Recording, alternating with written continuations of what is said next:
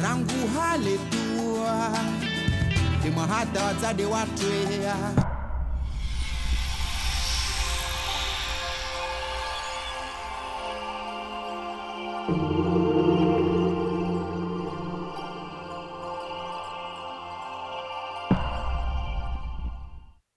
At the north end of the Mozambique Channel, between mainland Africa and Madagascar, the island of Mayotte belongs geographically to the Comoros archipelago. Mayotte is made up of about 30 islets and two main islands, Grande Terre and Petite Terre. It lies behind a double coral reef in the middle of a vast lagoon, one of the largest on the planet. The island in the lagoon owes its existence to volcanic activity. But the original volcano has practically disappeared, sunk into the Indian Ocean and worn away by erosion.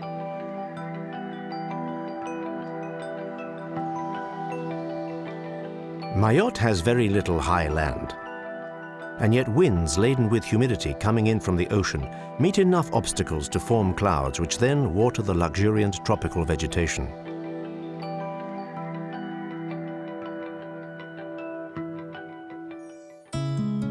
The plant species on Mayotte originate in different places and are perfectly adapted to an environment which is not always propitious.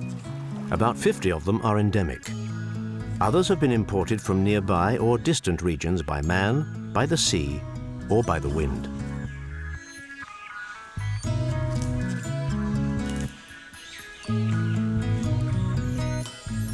The flying fox is the largest of the bat family. With the maki, a lemur, it is one of the island's emblematic animals. But when it comes to color, the fish in the lagoon steal the show. The colors also remind us that we are in France, all the more so since Mayotte became the 101st French department in April 2011. This indicates a status but also a choice in favor of republican institutions expressed by 95% of the population in the 2008 referendum.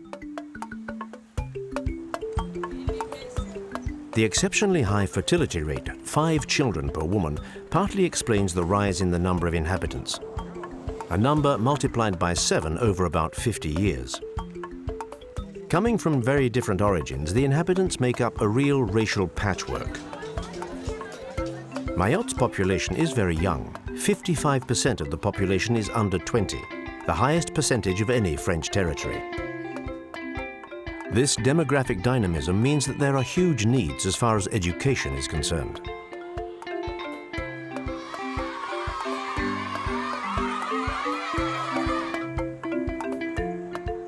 Football is the young men's favorite sport, even though the supporters can sometimes get in the way. In any case, Mayotte's young people have a very high opinion of their island. I love Mayotte because it's beautiful, it's fun, there's sunshine, there's the bay. I mean, there's everything. I love Mayotte because it's lovely. The sea's beautiful, and so is the lagoon. However, access to and from the sea is well policed, because it's by sea that many people from the neighboring islands try to get onto Mayotte with the aim, quite often, of taking advantage of the infrastructures and resources of a French department.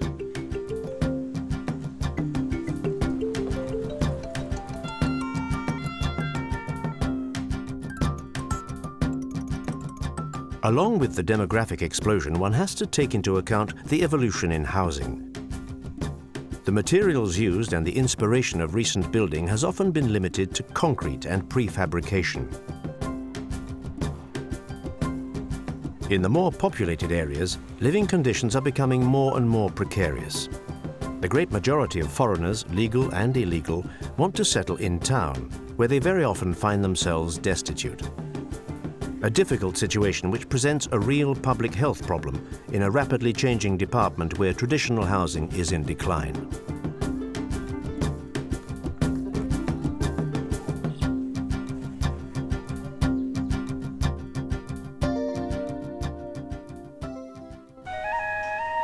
"95% of the inhabitants are Muslim. A very moderate version of Islam exists here, which leaves other beliefs free to express themselves.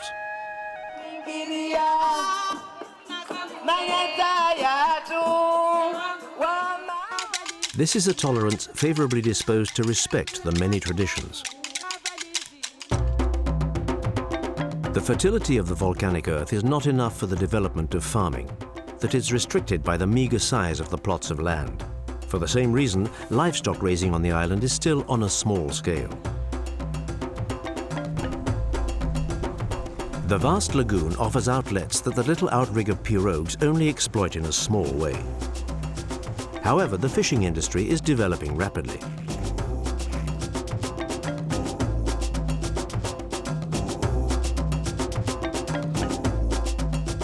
In the north of the island, a deep water port allows the unloading of all imported goods, which means most of the goods on Mayotte. Indeed, economic activity has developed considerably thanks to the port of Longoni. Supplies of energy and fresh water constitute one of the island's priorities, as it tries by all possible means to reduce its dependence on the outside world.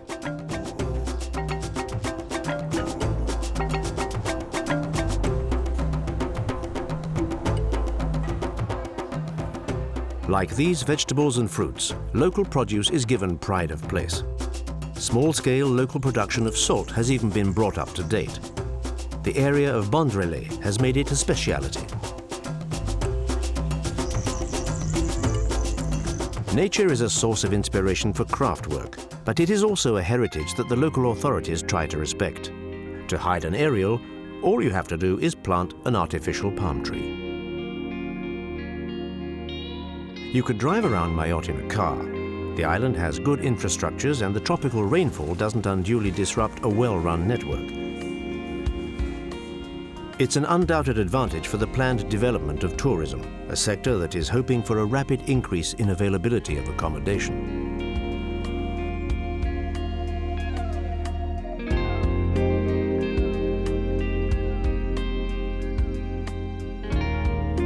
The way of life in the lagoon is a formidable asset to tourism. In the field of leisure activity, Mayotte has a wide choice to offer. Activities are always in harmony with natural surroundings. Long-haul airliners land at Dzaoudzi. As the airport is established on Petite Terre, you have to take a barge to get to Grande Terre. The barge is a veritable institution here. When the slightest thing goes wrong with it, the life of the department grinds to a halt.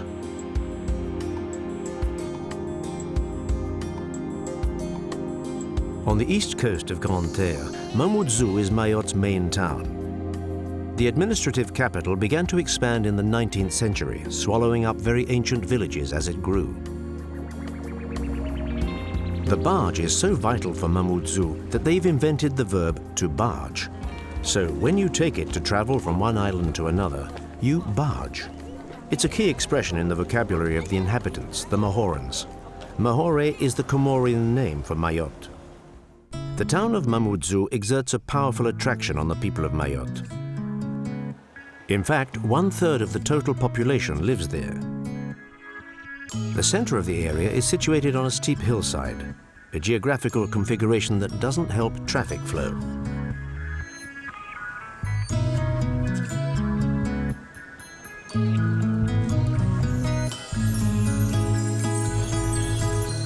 The bustle in the town owes much to Mayotte's commercial vocation. The Portuguese, who were the first Europeans to land here in the beginning of the 16th century, discovered an island that was already turned towards trade. Mayotte was a busy staging post. The descendants of the great travelers and merchants seem still to be present at this crossroads of different cultures.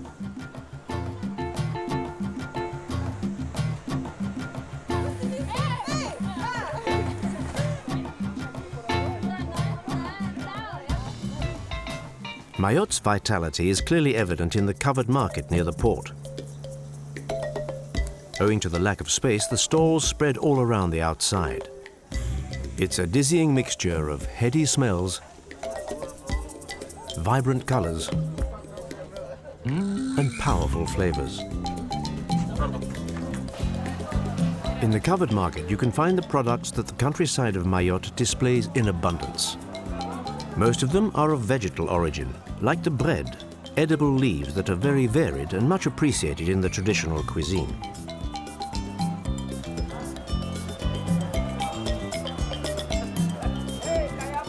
Pride of place has been held for centuries by the spices.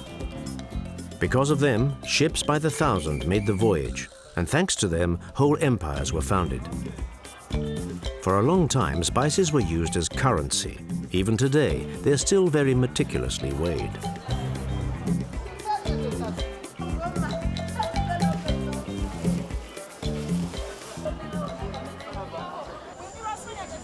In the market, there is cooked produce too. The mama brochetti grill kebabs and marinated chicken wings. A green banana is a starchy food that is widely used in Mahoran cooking. It can be prepared in many ways. The yam is another popular starch. The roots of a shrub that originated in South America demand an enormous amount of preparation. This is dry manioc. Here we're pounding it to turn it into flour, and with the flour we make a thing called kima. Kima is a sort of puree, but thicker than puree. The Bweni, the women of Mayotte, look after their elegant appearance. Even when they're grating coconut, they wear a beauty mask, the mzinzano. Using a piece of coral, they reduce sandalwood to a powder diluted with a little water. The perfumed mask serves both as a protection against the sun and as part of the costume. You see, she's already made up. She's put the mask on and it's dried. At the same time, if you like, when it's dry like that, that's when they take a little bit of it to make designs. Sometimes women have motifs, like circles and little flowers.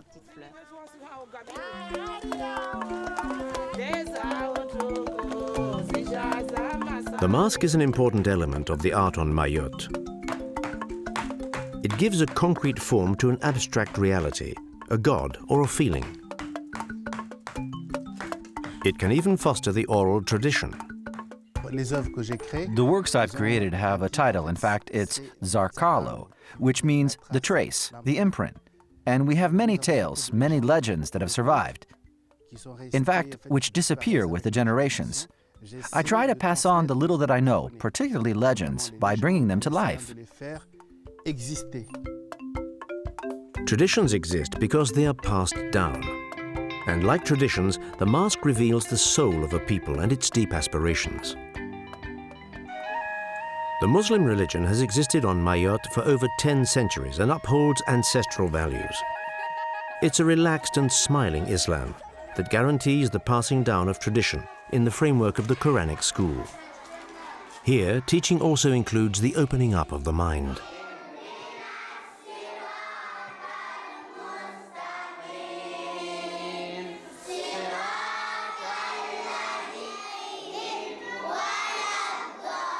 A school where diversity is an ongoing reference.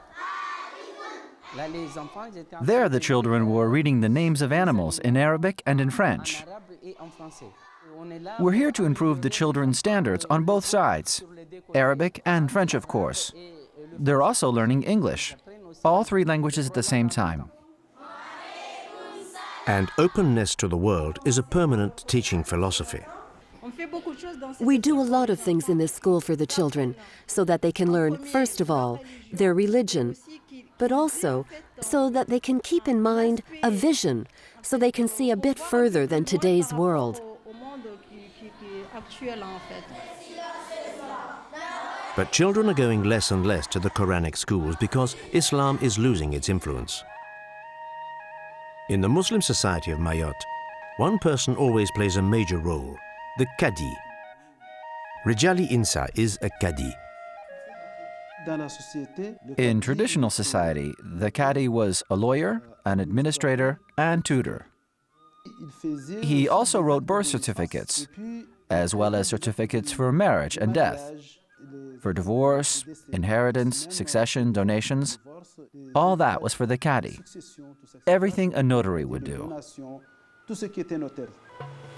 The Cadi has become a social mediator. He can intervene in disputes connected with polygamy, which is forbidden nowadays. To marry several wives, a man had to respect very strict conditions. In the days when it was frequently practiced, a father could have 1, 2, 3, or 4 wives. That's what it says in the Muslim religion. But the man has to be fair with these 4 women. He has to share all his worldly goods very evenly. The traditional wedding ceremony, the big wedding, takes place to the rhythm of the mbiwi. These are pieces of bamboo. The pepeas are waved to cool down the husband-to-be and his witnesses. All 3 of them carry an unlit cigarette. It's a way of stating their independence. The jewels given to the bride are carried by the procession. Meanwhile, the bride, who hasn't left her house for a week, is being prepared. What I'm doing here is the bride's makeup. I'm using a beauty mask. The beauty mask used to be reserved only for married women, but the tradition has become more general. There you go.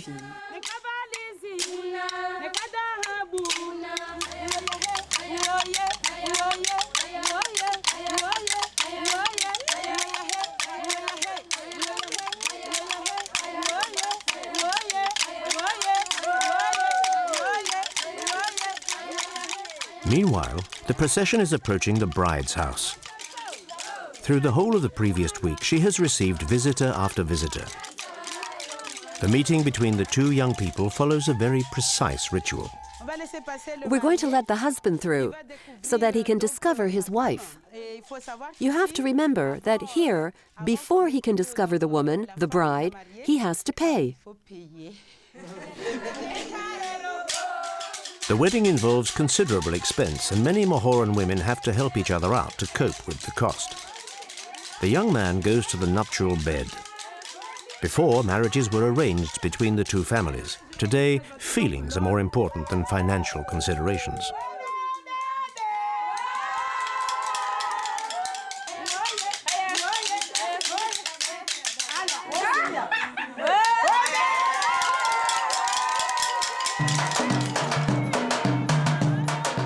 Then it's time for celebration, to the rhythm of the drums and dancing. While polygamy, now forbidden, is still accepted by the older generations, the young seem to have turned the page. We, the younger generation, we've said stop to polygamy because we're fed up with it. But there are still people who do it. As we've chosen to be French, to be a department, well, there are both drawbacks and advantages. For me, if polygamy doesn't exist anymore, I think it's an enormous advantage.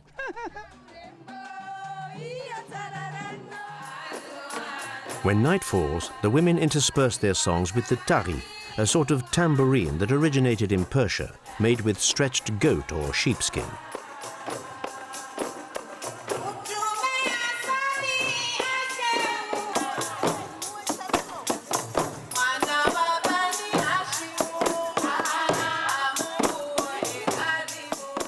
The tari is not only a traditional instrument.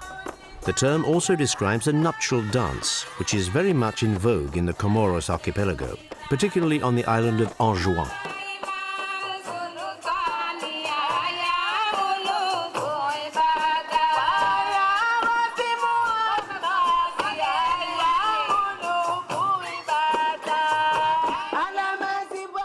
During wedding ceremonies, the women are decked out in all their finery. Some costumes represent a considerable investment. It's not unusual for the women to help each other out with the expenses.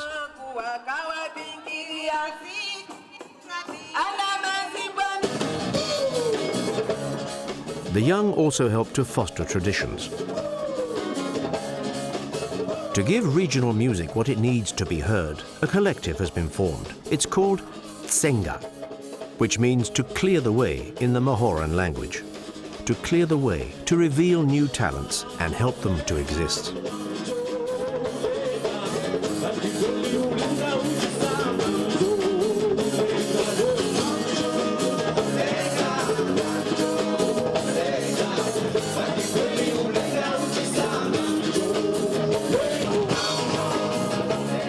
Several of the archipelago's artists are involved, like Mtoro Shamu. There are many influences in Mayoran music, because we are incredibly lucky. Mayotte is an island right next to Madagascar, which itself is not far from Africa. And there's also Reunion. There are quite a few things around us. So I think the influences on Mayoran music come from all around us. The Mayorans really need their music. They need their culture. I'm sure that this music is ready to be exported. But we have to find the right people, and then that'll be that.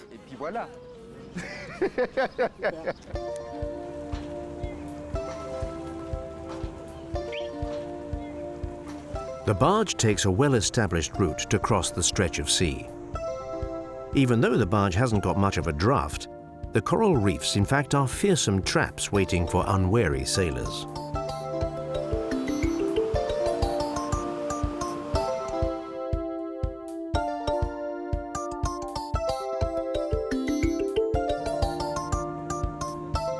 You only pay for the trip from Grande Terre to Petite Terre, because in any case, you'll have to do the return trip at some time or another.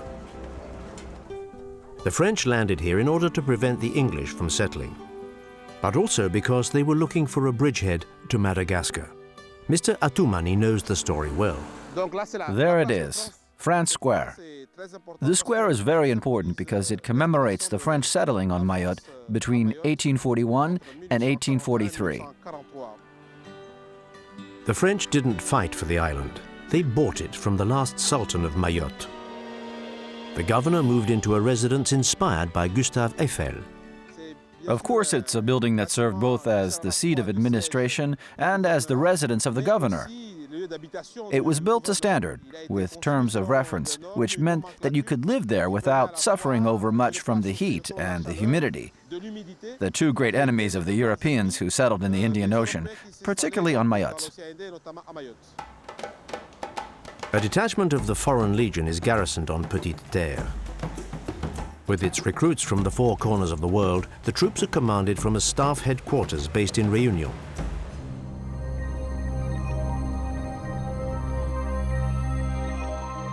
Lake Diani lies in the crater of an old volcano. The green color of the water is due to a strong concentration of sulfur.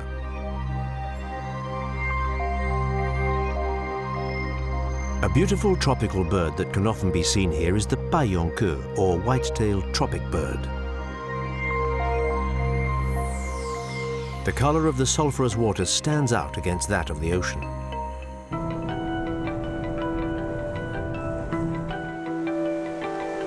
In the east of Petite Terre, the Moya beach gives on to the open sea and not to the lagoon.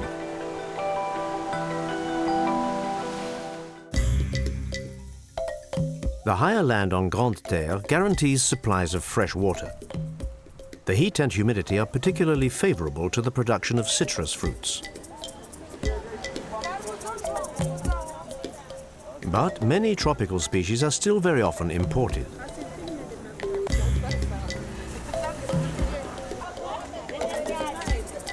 For getting around, the itinerant salespeople often have only one solution, the collective taxi. And there are plenty of Mahoran taxis to satisfy the demand. Bakumadi is chairman of the Taxi Drivers Federation. When you need to get around in Mamoudzou, you come here and you find taxis all the time, right into the evening. The taxi drivers have set up a real public service. There are no buses. There's no organized bus service. That means that it's the taxis that provide the transport for the country routes. It's a collective taxi as opposed to the interurban and urban taxis. We call the interurban taxi the bush taxi, and the urban we call the town taxi. So this is a collective taxi, and anyone who gets in pays. A bush taxi for us has 9 or more seats and does the main routes.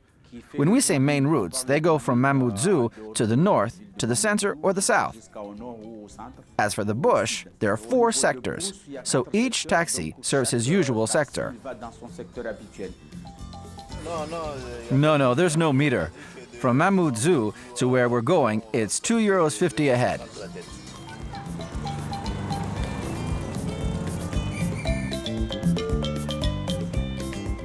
All along the road, there are people selling edible leaves and tropical fruits. The breadfruit is cooked over a wood fire.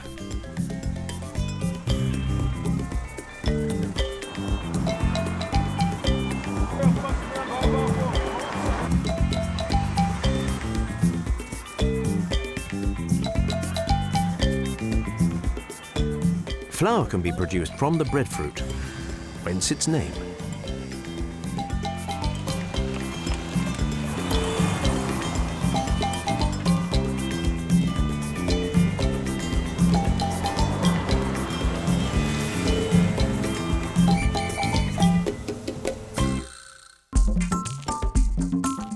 The western side of Grande Terre is much more hilly. Here there is no coastal plain. The villages run right down to the sea. Like, for example, Sada, Mayotte's second town, which enjoys a very airy climate.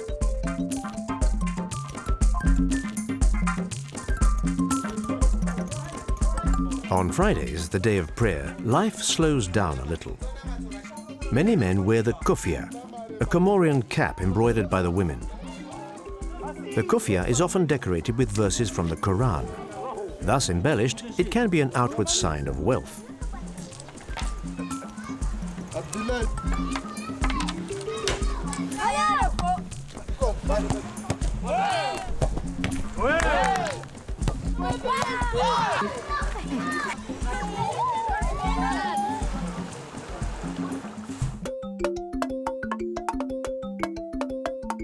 As you go north, the island of Grande Terre widens. The high temperature, the lie of the land and the heavy rainfall are all beneficial to the forests and the rivers that flow through them. The women meet there to do their washing. In their wardrobes, one outfit stands out, the saluva, the traditional costume.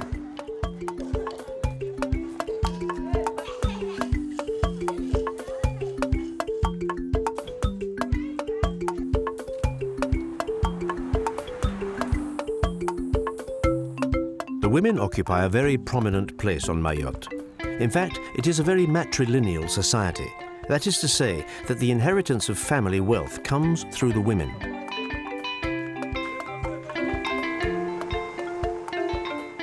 But the men and the women all pull together, starting with the baker, Patrick Ouex, who sells his specialities around the villages. Bread, pain au chocolat, croissants, macachas, all with different degrees of sweetness.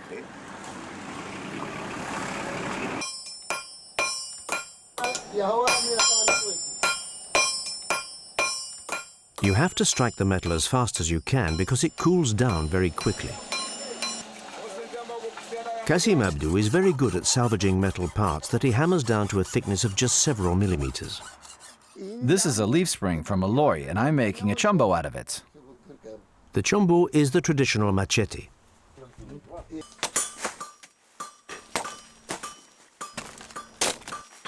That's good. In the countryside, it's rare to come across a man who is not carrying his favorite tool.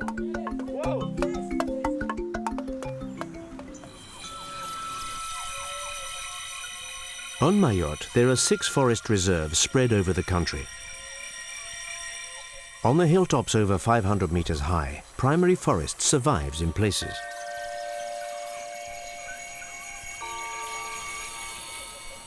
The presence of man has changed the forest, but many species are still found there, and some of them are endemic.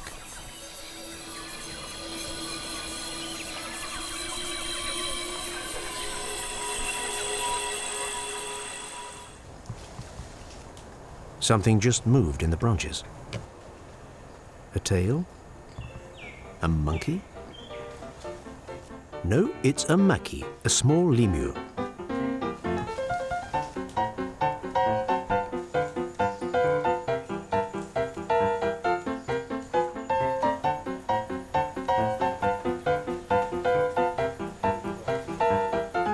One maki, two makis,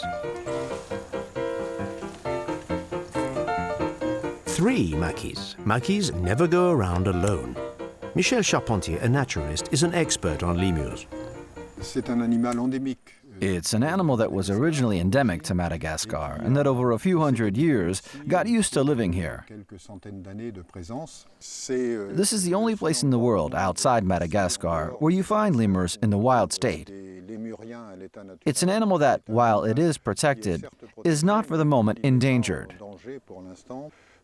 However, as it's an animal that can only live in a forest environment, the deforestation that is taking place on Mayotte obviously has an effect on the maki population, which has a tendency to retreat towards the villages to find the food it no longer finds in the forest. The maki enjoys its food and is not backward in coming forward. Come on, come on. That's a baby, the tiny one. Look at its little head. Come here, come here. Oh, he took it. He's eaten it. He snatched it from my hands. Stop. Oh, he's lovely, that one. What a lovely maki. He was on me, did you see? When the maki wants to grab a piece of fruit, he's afraid of nothing. Not even the camera.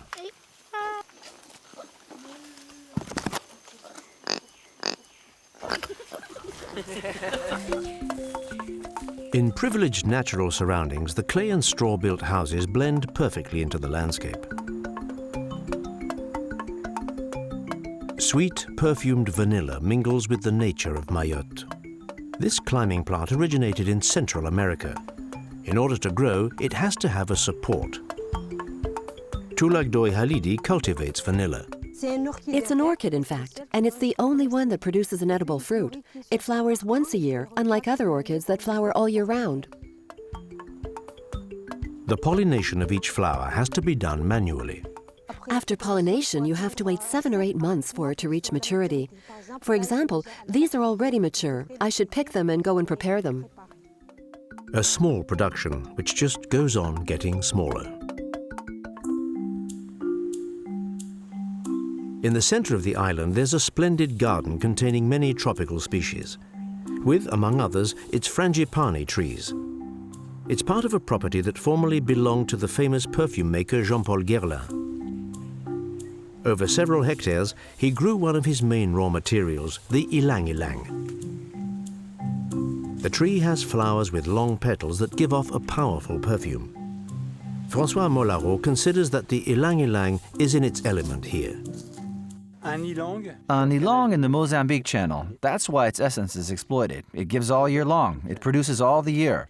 There's no outside factor that can slow down the evolution and the production of the flowers. But here it's specific to the Mozambique Channel because there's the level of humidity it needs. The weather's warm, it rains. In short, it likes it here. And it's only produced here. To extract the ylang-ylang essence, they use a technique that's been known since antiquity, hydrodistillation. So once the harvest is done, the weight of your harvest will determine the volume of water you're going to put in the still, which in turn will determine the choice of the still. When your essence starts to trickle, you know you've got between about 6 and 7 hours to get the very best out of the flower. That's to say the extra superior, the extra S. On Mayotte, the flowers never cease to surprise us, like La Rose de Porcelaine or torch ginger. These are torch gingers, and these particular ones were picked this morning. Now, there are 2 sorts of colors, in fact. There's a pale pink and a slightly stronger pink. These flowers have stems that can grow to 2 meters high and have quite a plastic-like texture, which means they hold up quite well. On the other hand, they give off no smell. The limit of the Mayotte Lagoon is formed by a double reef of coral. One of these is out to sea, and the other is just by the land.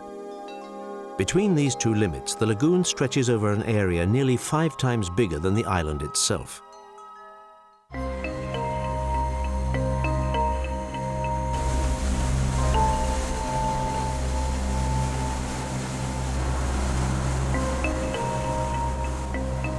Over 3/4 of the shoreline, a very specific form of vegetation has got a foothold.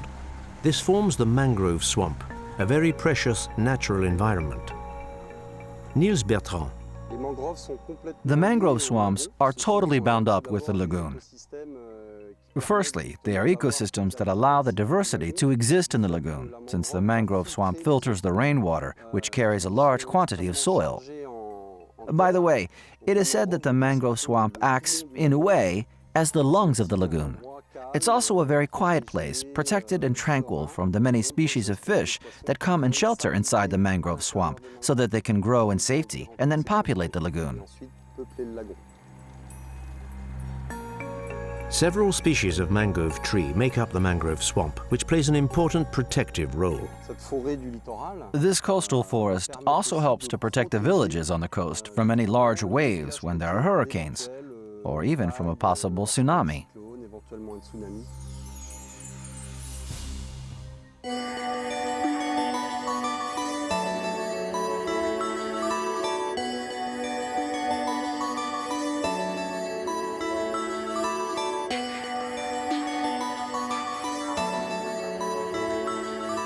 The fringe of foam marks the outer limit of the lagoon.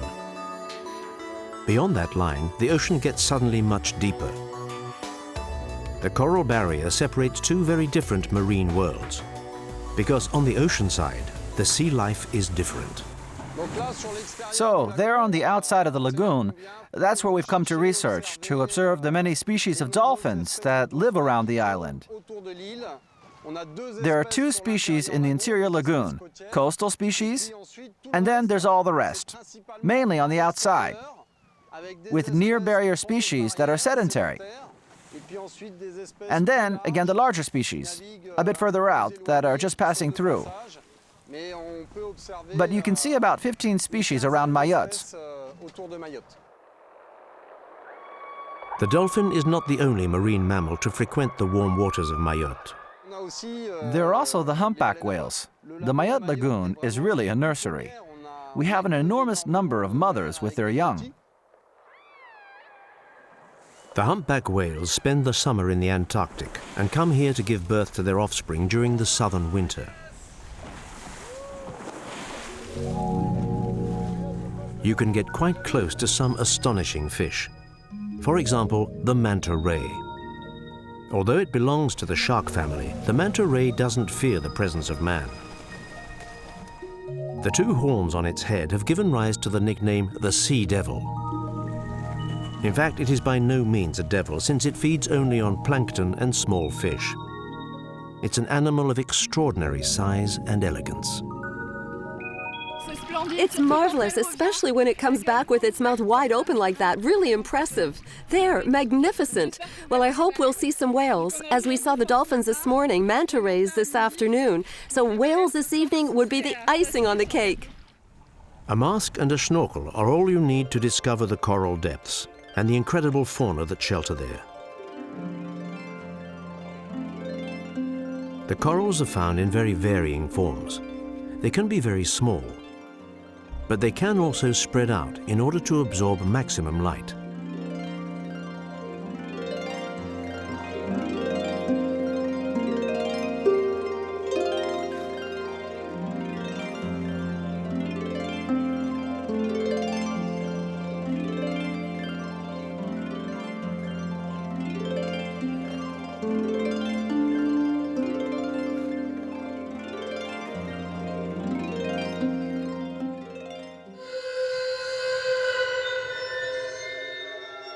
Dead corals crumble and turn to sand. On the surface of the water, the sand can sometimes accumulate. Here's a sandbank full of birds, where there are large numbers of white terns. You can only cross the barrier at certain places, the channels. Everywhere else, it's impossible to avoid the obstacles.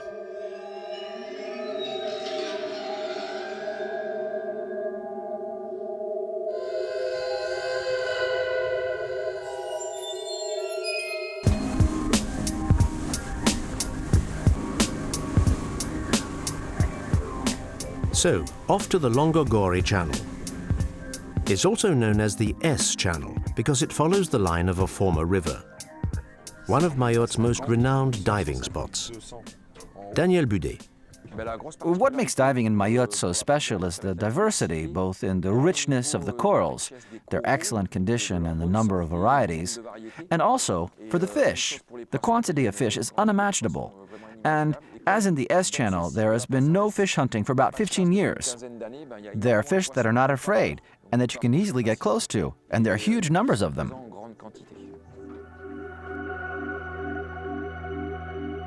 In 1990, a marine reserve was created in the S Channel.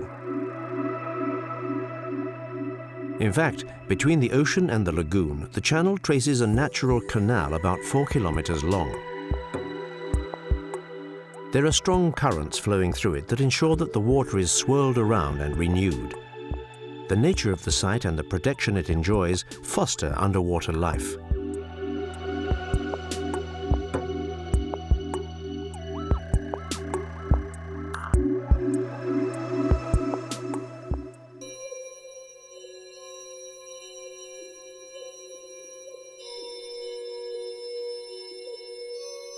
Intense volcanic activity has left many vestiges on the island. They haven't escaped erosion by the sea and the wind. The erosion has pulverized the volcanic matter into black sand and carved the basaltic rocks. The hard, smooth blocks were formed by very hot lava that cooled very quickly.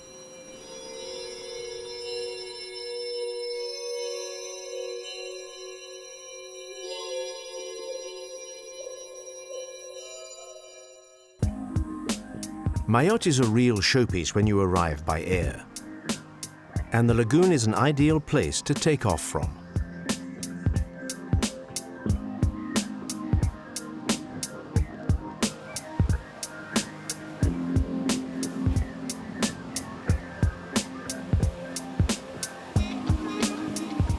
Even if you're happy to stay on the surface of the lagoon, there's no lack of things to discover.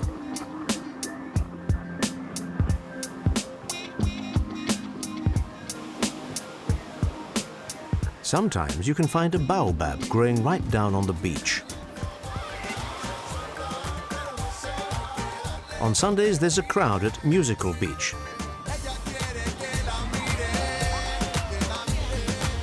Families flock there to organize the voulée. The Sunday picnic is a lively get-together where traditional recipes are enjoyed to the beat of the drums.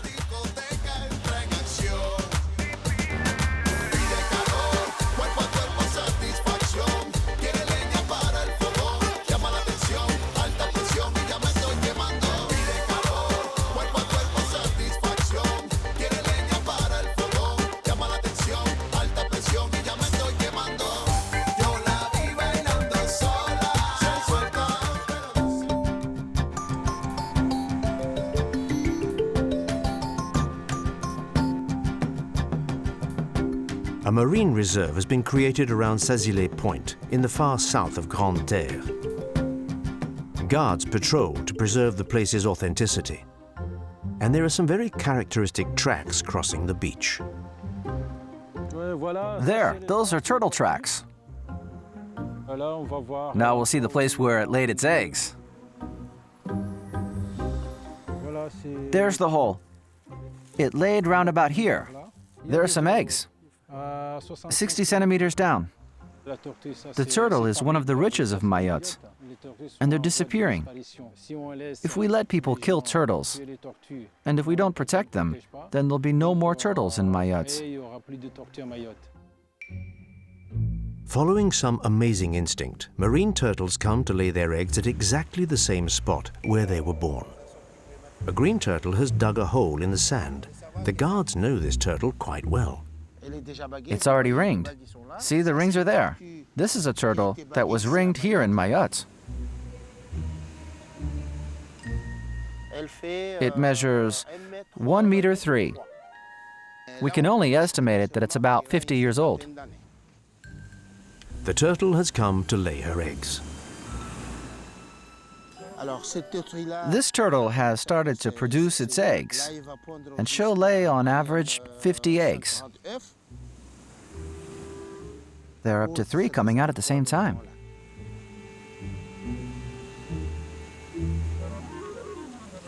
The baby turtles instinctively head towards the sea. The adventure is only just beginning.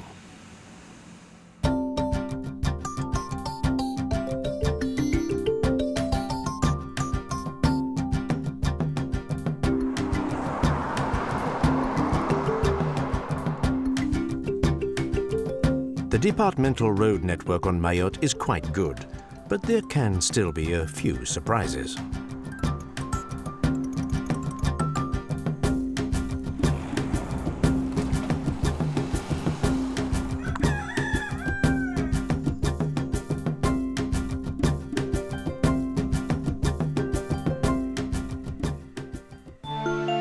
And the most beautiful beaches are easy to get to.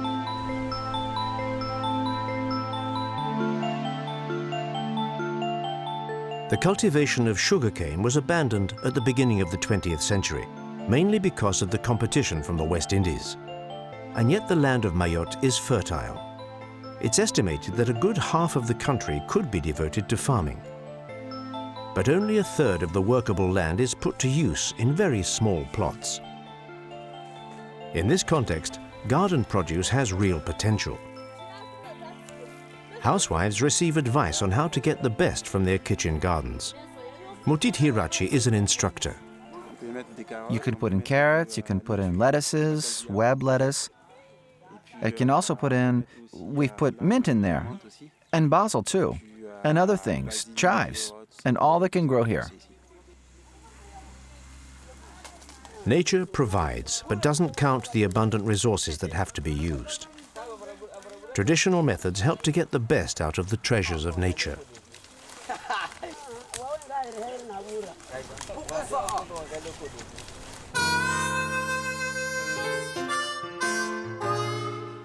The horse provides an ecological way to discover the island.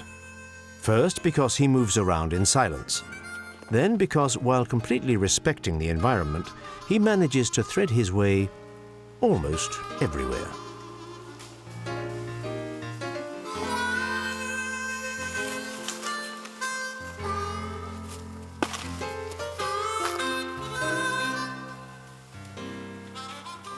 Here the trail opens out onto an amazing bamboo forest.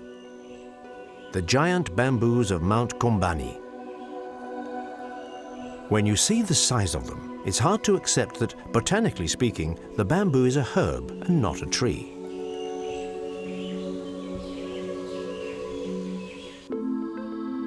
Where the rain has washed away the fertile soil, there remains just a barren area, the Padza.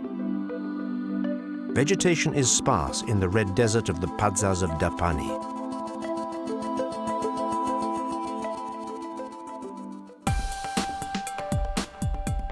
Erosion by water has also scoured the slopes of Mount Shungi, an old volcano.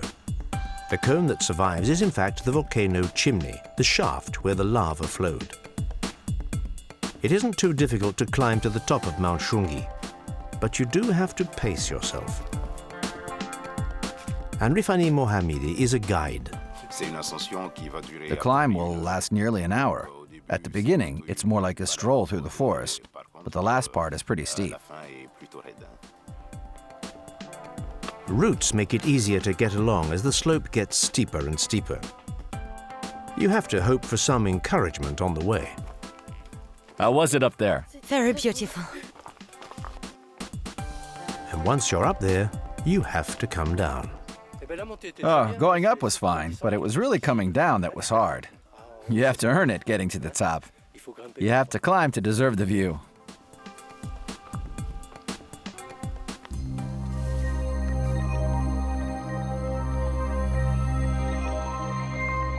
Near the top, the rich vegetation becomes more sparse.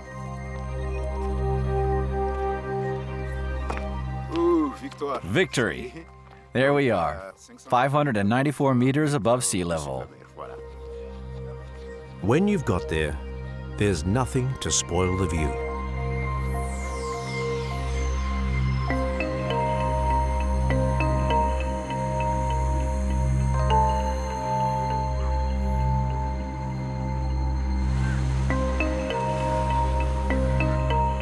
Far beyond its shores, the island of Mayotte transports the visitor.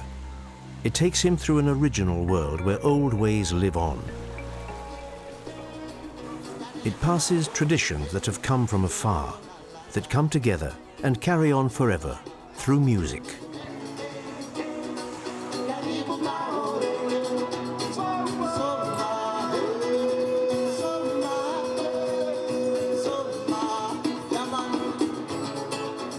A natural beauty that must be preserved. That's the challenge that Mayotte has taken up.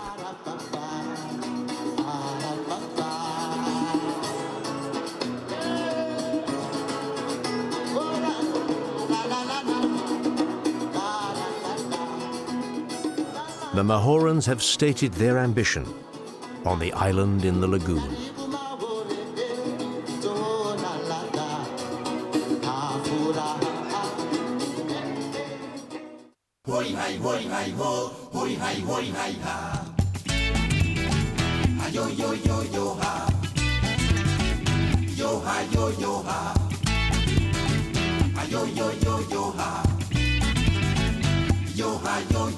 Neka kondo, neka kondo, neka kondo, neka kondo. Be wasrato benza, be wasrato benza, be wasrato benza, be wasrato benza. Neka